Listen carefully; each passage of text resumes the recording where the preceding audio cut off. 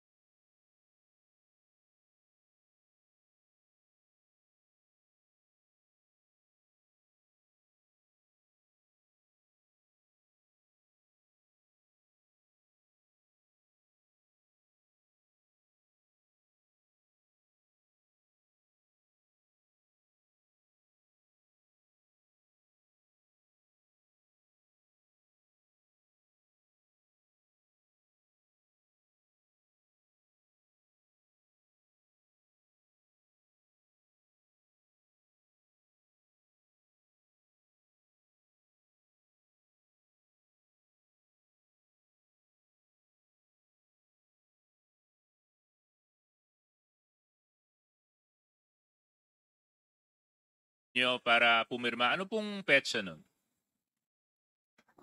Hindi naman po sa akin personal kasi may chief ng PIHAW kay Colonel Acosta. Siya po ang nagsusupervise doon sa checking ng kanilang attendance po. Anong date po yun? November 18 po, sir. November 18. 18. So kung November 18 po yun, that would be around more or less a week or so ago. Tama? Yes po, sir. Mr. Chairman, the reason why I asked is because dito po sa unang sulat ng kanyang abogado, ang sinabi po niya dito ay naka-admit po siya sa ospital, kung hindi po ako nagkakamali. And suffering from left shoulder dislocation, TC slap tear. And this was issued by the Pasig Doctors Medical Center on November 11. And we have received another letter from their lawyer saying that Colonel Grijaldo is admitted at the Pasig Doctors Medical Center for the same issue, left shoulder rotator cuff syndrome and slap tear. And this is dated November 26. Mr. Chair, para naman po napakahirap paniwalaan na kung rotator cuff issue lang po ito, bakit ang tagal niyo po sa ospital?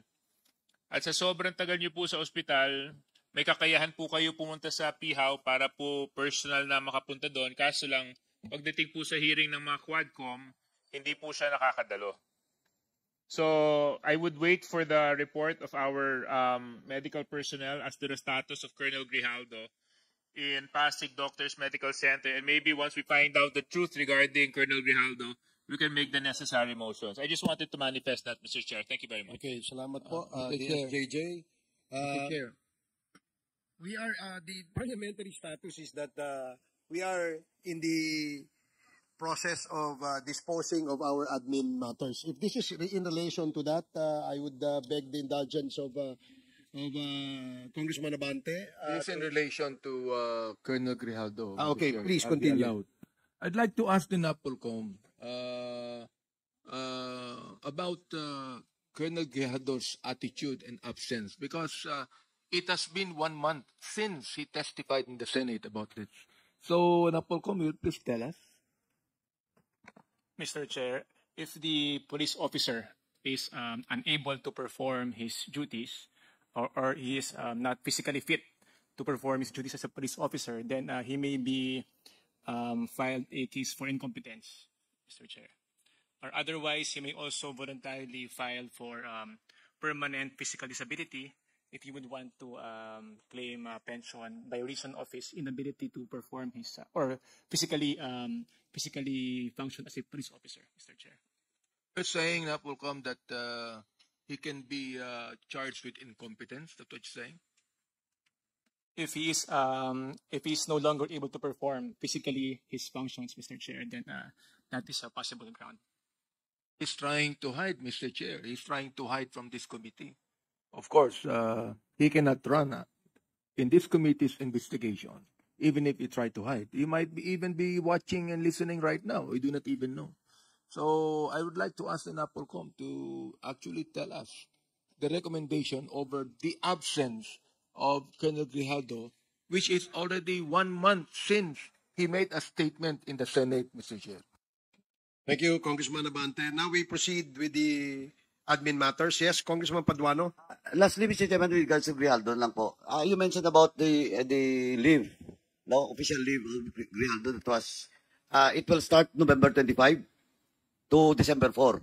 Tama po, sir. Okay, so that will be 9 days because of that special leave na 4, na 3, 2 to 4. Tama? 8 days po, sir. 8 days, okay. Now, please, General, mamaya na po yan. Please submit to this committee that official document that indeed you allow Colonel Grijaldo to have an official leave for 8 days. That's number 1 po. How about the previous? The previous medical certificates or medical checkups that was made by Grijaldo. Did he inform the police or the PIAO? Yes, Your Honor. You have the documents for him Yes, Your to Honor. request letter? Huwag niyong i-antidate, ha? Oh, please submit to this committee because, as mentioned by Chairman Abante, almost 1 month na po. Pag-submit niyo po. Then the motion that was made, amended motion by Congressman Flores, yung medical officer po, dapat i-check siya. Kasi, Mr. Chairman, because of these 3 excuse letter, it's all about medical excuse. Mr. Chairman, if Colonel Grijaldo is making a mockery of this hearing and some police officers in collusion of Colonel Grijaldo, I will not hesitate to cite him in contempt in this committee and all those PNP officials involved to face cases doon po sa Napolcom. Kasi po, supposedly kayo po 1 month, hinayaan yung ganito. Of course, he's not absent without leave. Pero dapat naman po, you help us. You help this committee. 3 hearing, wala siya. Under pa sa PIAO. Thank you. I hope you submit those documents today. General. If I may, sir. Yes. We are helping. Sandali po. Can you submit those documents I mentioned today? Yes, sir. We will submit po. Or submit it today. Yes, sir. Please proceed. We are helping. Pabalang konti natin, Mike. Pabalang konti. Okay? Okay, tanong. Sir! Hi! Sir, bakit po tayo nandito? Ano po ipafile po natin? Nandito ako ngayon sa Supreme Court upang ihain ang isang complaint against Vice President Sara Duterte Carpio dahil doon sa kanyang Zoom press con na kung saan ay pinagmumura niya si Pangulong Bongbong Marcos, si First Lady Lisa Araneta Marcos at si Speaker Martin Romualdez.